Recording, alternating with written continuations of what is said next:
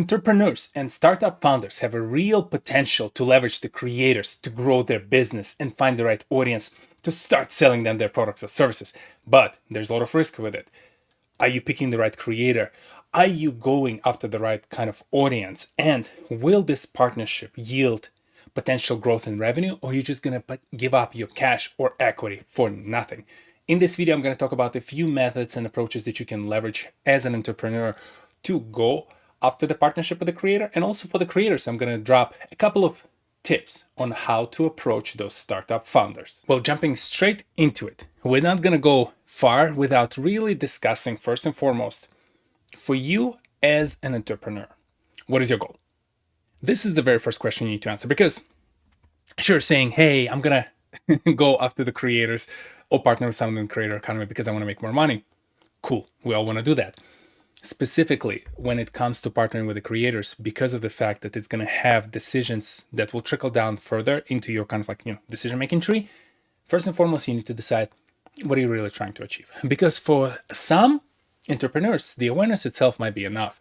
You might have already pretty good lead gen set up. You might have great landing pages, great process of ingesting the leads, putting them into your pipeline. You have a great couple of sales folk who will go after those leads, make sure they convert, and you're going to take care of the rest. So all you really need is awareness. That's going to drive its own type of creator, because a lot of the creators who are in the more general niche or cover the kind of topics, say, for your specific industry, but they cover it at a more top level awareness, they are actually great partners for you. And you can potentially go after the ones in your niche who have the most amount of reach, because the awareness is all you're hunting for. But you might just say, hey, awareness itself is fine. Our product is great. It's exciting. There's a lot of awareness. But from the perspective of finding who are actually interested from that awareness pool in converting and actually buying our product or service is very tough. And you spend a ton of money. You potentially spend a lot of time from your sales team going and processing the leads that ultimately were just there for the curiosity's sake. And this is where you kind of want to start thinking about, okay, let me find the creators who actually would likelier to attract the kind of audience who is more qualified to go after that specific product or service that I'm offering, or would benefit from it in the first place.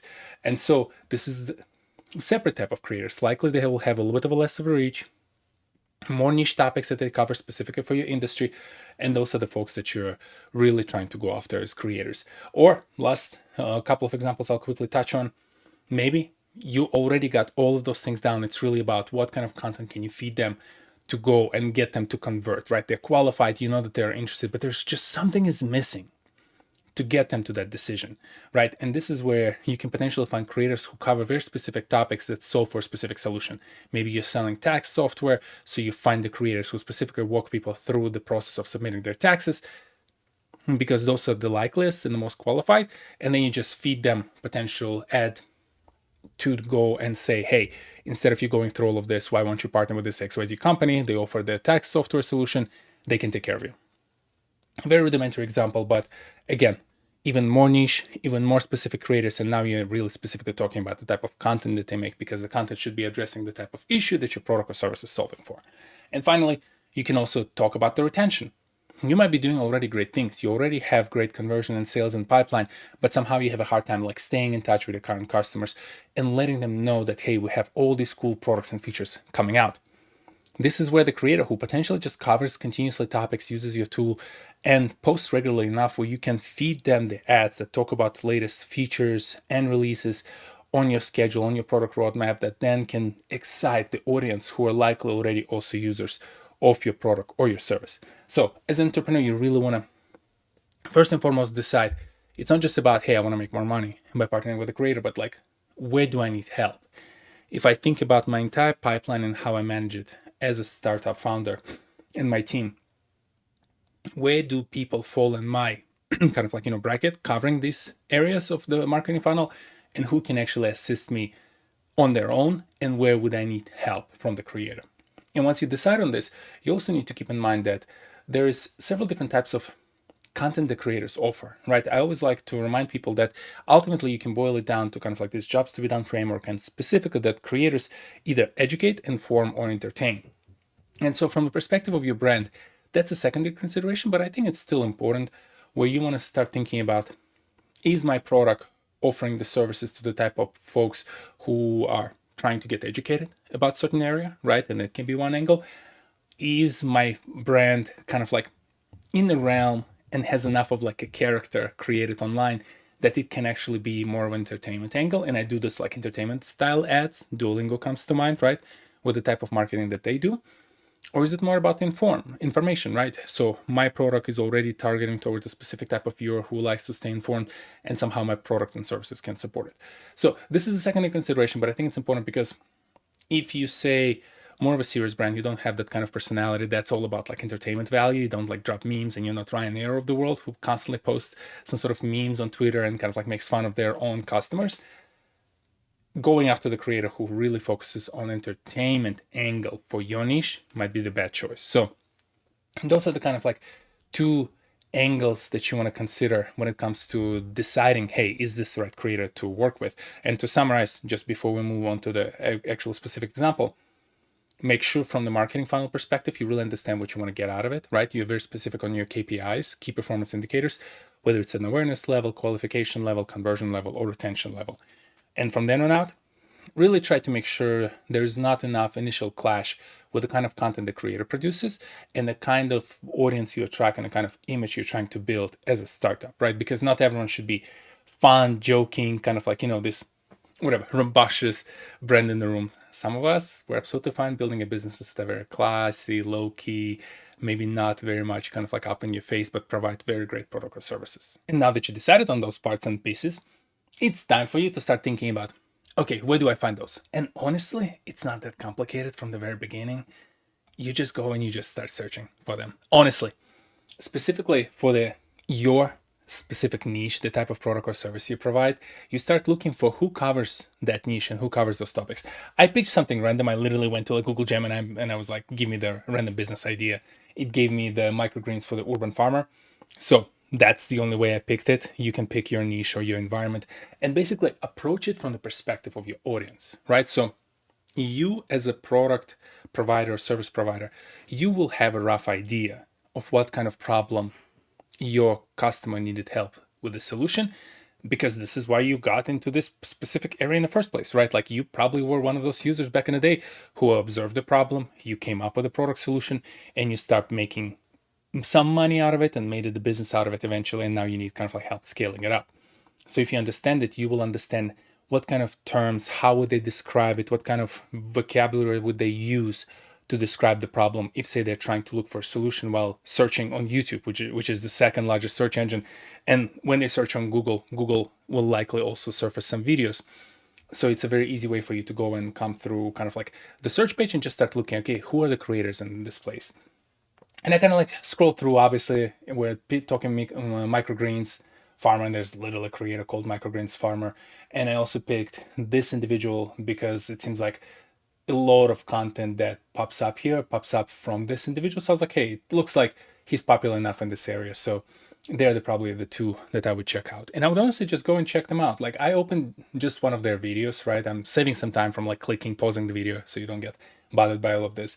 But essentially, although the individual only has like 58,000 subscribers, it seems like, first of all, from the perspective of the content, right, they have some engagement on the latest video.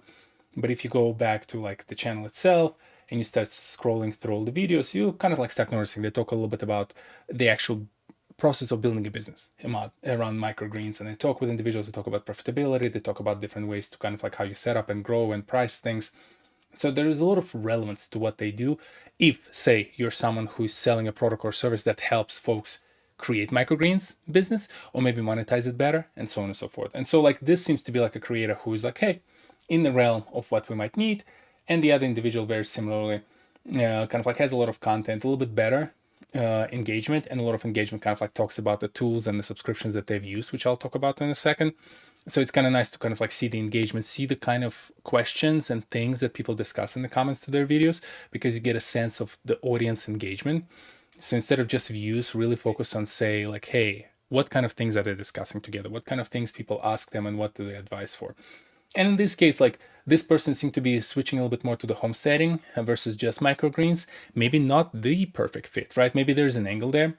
Again, I picked it randomly, so I'm not as familiar with microgreens. I kind of like understand the concept at a very high level, but I don't know if homesteading content is necessarily exactly what you would want to advertise for, right?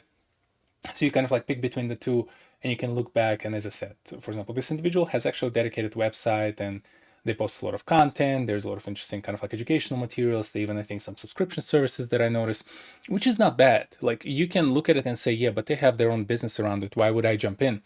Your product or service might be complementary, and I'll describe in a second how you can take an angle towards this, because the other person also has a dedicated website, the whole community that they're part of, that they help all different farmers, which is an interesting angle for someone who is offering products or services for these kind of individuals, because they even have the courses, right? They have the subscription services with all different things in terms of the software solution, the educational materials. So for me, if now I'm someone like a business who's selling products or services for the microgreen farmers, so general farmers who might be, again, available through homesteading or otherwise, now you can open that conversation. And the reason why I was saying the fact that they have their own communities or products and services is not a bad thing, because you can potentially find an angle where your product or solution becomes part of the package that they offer. Say if their subscription service today offers some sort of like tutorials, education, they offer some sort of like a calendar for when you need to plant what and how to water it, and you happen to produce really great watering system, right? All of a sudden now you can partner with them and offer a discount to their community and say like, hey, you're going to get extra 10% or 20% because you're part of this community. And in exchange, you also have part of the marketing campaign, several different ad reads with that creator throughout their content. You can also say, hey, you're doing a lot of educational materials. Maybe as part of your refresh of the courses, you will point and start talking about the fact that you're using these tools. These tools are great. Again, assuming that's true, right? That they're using the tools are great, and they're coming from this company. And by the way, they're offering a discount for anyone who buys this specific course, right? All of a sudden now you start creating this interesting value combinations, right? Like bundles of value where it includes their quote unquote products and services, whether they're educating, there's a course or the content itself, and your product specifically and what you're selling. And specifically for the entrepreneurs, I think when it comes to the working with the creators, at the end of the day, unless you're in the business of just like hitting a very quick revenue number, partnering with these kind of creators who continues to create content in this specific niche and creating long-term relationship with them can ensure that you consistently stay in front of that audience. And as that audience grows for them, and hopefully they reinvest the money that they get from you from the brand partnership, they can go get bigger audiences, and those bigger audiences are attracted back to your product. So it kind of like creates this nice positive loop. Now, I'm skipping a big part of it, right? In terms of, okay, but how do we breach that conversation? How do we go about talking and like structuring the deal? And honestly, I think any deal starts with a very simple conversation, right? Like any deals, any partnership, in my opinion, starts with just checking your notes on what your goal is, right? In the microgreens environment, maybe there's some sort of a trend where there are a lot of folk who want to start microgreens because it's their, path to financial independence. If you both are aligned on this, they can be an interesting topic to discuss and kind of like, riff on to check and see how well aligned you are. Maybe there is another way where, hey, microgreens is very popular, but there's so much, I don't know, scammy products and services, and we're really looking for one that truly supports those small farmers, because farming is so hard, especially in a world where industrial farming is so big.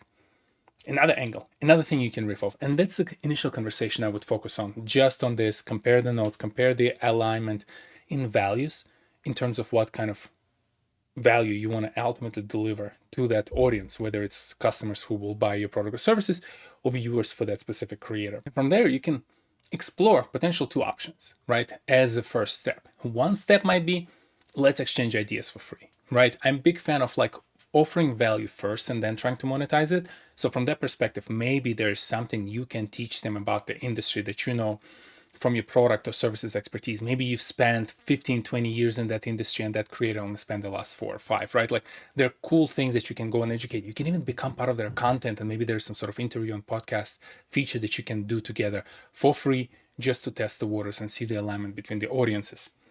The other angle can be, can you run some sort of like inverse of that, right? Where you work with them and they kind of like educate you on how to approach the audience, and you test some of those theories that they have to just validate that they really understand the niche, right? It can even happen at the same time. You go and provide them with some content ideas with some expertise of your own. They provide you with their expertise when it comes to doing the marketing outreach and actually holding the attention of the audience, because hopefully if you found that creator has really good engagement, they're really good at keeping the attention of that audience. So now you have that free exchange. You can do that as a first step. You can skip potentially that step, do it as a secondary step. And the first step can actually be just a test campaign. You don't have to create some sort of like super long-term engagement. You can agree to maybe even just a royalty-based or like some sort of affiliate program-based partnership where they create a couple of pieces of content. They offer some sort of like affiliate link that allows their folk to go and buy products off of your website, and they get a particular percentage off of it. And just again, test the water, see how the audience responds, see how natural it flows within their content, and how engaging that potential ad read becomes, right? And that's your initial first step. You don't have to go and like overload with cash and pay them thousands of dollars. You don't have to go and start offering equity. Like, just start with a test. The reason why I think those two steps are important in whichever sequence you're going to do them, you want to see the reaction of the viewers and the audience, because you kind of like stepping in a point in time for that creator, and over the past however many years, the creator could have cultivated a certain type of audience that looks for certain type of information. Again, coming back to those like three circles that I've shown about the education, information, or entertainment. And depending on how that audience involves, their response to that kind of ad read can be different. Or if they've had ad reads before and this is the first time, or it's one of many ad reads, again, right, the response can be different, and you want to really like understand what the response looks like, see how the audience perceives your brand as well, because the last thing you want is partner with someone, pay them money, and turns out their entire audience just for some reason came across your product in the past and it was in a bad shape and now they all hate it. Might not be the case, who knows? Maybe they're big fans of the other competitor in the space and they're very loyal to them, but it's good to understand what the response looks like before you go and commit to something more long term. And once you've done that and you now understand where you guys stand in terms of like the partnership and that audience, now you can start talking about some form of partnership. I would always start with, again, you go for maybe just royalty based or like affiliate program based. Then you can expand a little bit and say, okay, can we maybe create a campaign around several different videos? And that might involve some cash transaction, right? But at that point, if you have a strong sense that their audience is attracted to the kind of product or services you sell, you can just reroute maybe some money from your digital advertising or from some other sources. Maybe you have some like slush marketing fund, right? You don't have to go too crazy. And especially if you're working with more niche creators, depending on how big they are, again, the fee might not be that large compared to some of the other marketing sources. So it'll be worth for you to go and run an experiment for the next few videos and see how it goes, and see if you can model out, based on the amount of money you invest, how much you would need to get back through that audience to really kind of like maximize it. And there are a lot of agencies as well out there who you can work with for that kind of perspective, who can help you with this. The reason I'm not mentioning necessarily specifically agencies right now is because creating potentially the relationship directly with some of those creators, especially if they're really targeting the audience that you're interested in, can be more profitable for you, because you don't have to pay X percentage to that agency to manage it. Again, assuming you have the capacity or someone on your team who can handle that relationship as you kind of like continue to experiment. Once you've finished your experimentation, at that point you can start thinking about, have we seen enough? And does this creator have enough of potential from the growth perspective to maybe become part of your team? Right? Whether it is if they're interested in joining you full time, if they're interested to take on maybe like a small equity stake and become your like chief, not marketing officer, but it can be like a lot of creators I think I've seen now get like chief creative officer, something like that, right? You can figure out the title, who cares, chief ninja of the company. Ultimately, do you think they're worth the potential equity investment to really align them with your brand? And at that point, depending on how mature your company is, you can figure things out. They don't have to get the equity right away, right? Like you can create vesting schedules, you can assign like a vesting schedule to a particular performance clauses so that the creator is kind of like on the hook to continue to help you grow. And it can be a great benefit. One of the things that any startup founder struggles with, especially before you're like fully profitable, is cash, right? Like cash balance, you need it for the payroll, you need it for a lot of other expenses. So spending it and overspending it on a potential creator, and maybe if your product or services takes a certain time to get converted, and from perspective like cash exchange, net payment terms, all that fun stuff, it takes time for you to get the cash back. Offering portion of equity on the vesting schedule with some performance clauses might be a better way for you to entice the creator to join you without overspending cash upfront. So this is kind of like probably the ideal structure I would go after as a startup founder, if I'm very confident that I found the right creator. And now from the creator's perspective, the couple of things I'll mention is that as a creator, you need to understand those constraints, right? For some of the especially younger companies, if you come across them, they're still exploring, they're still learning. If you try to pitch them and you try to follow the best practices, like, Colin and Samirs of the world teach you when they say, hey, make sure you sell them packages, make sure it's multiple different videos so you create long-term relationship. Like, that's all fine and dandy. But with younger companies, it can be too much to commit. So as a creator, I would advise you be open to the idea of doing a couple of small scale experiments to just see how the relationship goes, right? If that's the kind of business that you can see yourself partnering with long term, or the kind of business where you're really big fan of the product, it might be worth to do something slow and like small scale at the very beginning, just to test the waters, make sure they're happy and they're comfortable with your style, you're happy with their style, and you kind of like have the alignment. And again, from the values conversation, you all kind of like pursue the same value that you're trying to offer to the audience that you worked so hard to cultivate. If the alignment is there, if all the signals initially are very positive, there's no harm in you doing a couple of test runs, because as you kind of like evolve that partnership and that relationship, it can turn into one of those like long-term relationship where you actually make continuous revenue. Or again, be open to the fact that a lot of these startups are cash constrained, and don't take it personal when they reject your offer to make, 3 videos a month for like 10K a month. It's a great maybe offer. You understand that you can provide a lot of value, but for them as a smaller company, it might be a lot to bear from the cost perspective. And being open to some sort of like an equity vest schedule or some performance clauses is a fair way to create a partnership with both parties wins at the end of the day. You can attach some sort of a retainer there if there's a certain amount of cost that you have to take on. Maybe it's an opportunity cost because maybe you've used to advertise their competitor and now you have to drop their competitor. For those kind of things, you can potentially ask for a little bit of cash to just kind of cover your expenses because you're also managing a business. But for those kind of things, I would just have a very open conversation. There's no harm in you opening up a little bit your process, so to speak, and explain to them, hey, here's where my cost lies, here's what it takes me, and here's my opportunity cost that I'm foregoing by partnering with you long term, and then just go back and forth and negotiate, right? Like, and it's like any relationship. If you can openly discuss those things, if you can align on a certain points that you feel like really resonate with both the target customers that they're trying to sell their product service and the audience that you're kind of like attracting with your content, and then you feel like, hey, personally, the values that the company represents are very dear to you, and the product is great, and the services are great. If you have those kind of conversations, and I promise you, you'll find a way to kind of like structure it in the best way possible where both parties are happy. If you get stuck in any of those parts, or if you're like as a company trying to evaluate and you have a couple of ideas of the creators and you're not sure how to approach them, or as a creator, you've had a conversation with the company and you're like, hey, am I getting screwed here? Am I thinking about it the right way? Reach out. Those are the kind of conversations I love to have. I have plenty of those conversations with companies and the marketing leaders at those companies, as well as I talk to the creators. And sometimes we kind of like planned in the past, how should they negotiate certain types of deals? Again, I'm not manager, I'm not taking any fees. It's just something I like doing because I truly believe the future of the small to medium sized business is some form of business and a creator partnership. Whether it's a business that grew separately, found a creator and they partnered with long term, whether it's a creator who came up with the idea, maybe partnered with some business folks who helped them elevate that business and they knew how to distribute it. I think that's the future of the small to medium sized business. In the next few years, I've said it many times before, if you're not leveraging creator led marketing, it's like 10, 15 years ago, you're saying, I don't need Google search optimization. I don't need digital marketing. I'll be fine with print, radio, and TV.